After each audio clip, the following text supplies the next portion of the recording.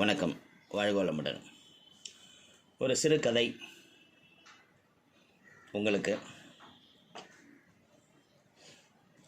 ஒரு குருகுலத்தில் ஒரு குரு 2-3 சிறுவர்களுக்கு வாழ்க்கையை பற்றி விளக்கங்கள் சொல்லி கொண்டிருந்தார். அந்த குரு சொல்கிறார், நம் மனதுக்குள் 2 ஓநாய்கள் இருக்கிறது தெரியுமா என்றார். அந்த சிறுவர்கள் அப்படியா நான் ஆச்சரியமாக கேட்குறாங்க. ஆமாம், ஒரு ஓநாய், நல்ல ஓநாய். அன்பு, பாசம், இரக்கம், சந்தோஷம், உற்சாகம், இதுதான் அந்த ஓநாய்க்கு தெரியும். இன்னொரு ஓநாய் இருக்குது, ரொம்ப மோசமானது.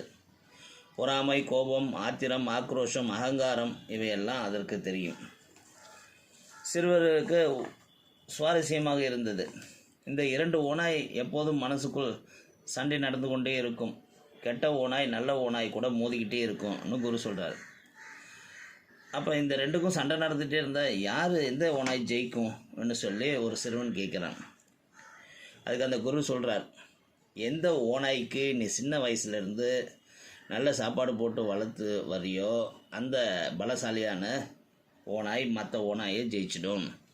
அதனால் நீ வளர்க்குறது தான் எந்த ஓநாய் ஜெயிக்குங்கிறதையும் தோக்குங்கிறதையும் நம்ம புரிஞ்சுக்கலாம்னு சொல்கிறாரு.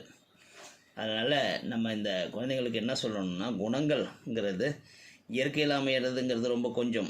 ஆனால் நம்ம எப்படி குணங்களை வளர்த்து கொள்கிறோம், நாம் பிள்ளைகளுக்கு எப்படி நல்ல பழக்கங்களை நல்ல குணங்களையும் சொல்லி வளர்க்கிறோம், அவர்கள் எப்படி வளரும் பருவத்தில் இருக்கும்போது நல்ல விஷயங்களை புரிஞ்சுக்கிட்டு அவங்க வளர்கிறாங்கங்கிறத பொறுத்து அவங்களோட குணங்கள் அமையும். அப்போ எந்த ஓநாய் உங்களுக்குள்ளே ஜெயிக்கணுங்கிறீங்களோ அந்த ஓநாய்க்கு தகுந்த உணவு கொடுங்க. அதாவது அன்பு, பாசம், உற்சாகம், இரக்கம், சந்தோஷம்ங்கிற விஷயங்களை குழந்தைங்களுக்கு ஊட்டி வளங்க. அந்த பழக்கங்கள் குழந்தைங்களுக்கு நன்கு வளரும். வாழ்க வளமுடன்.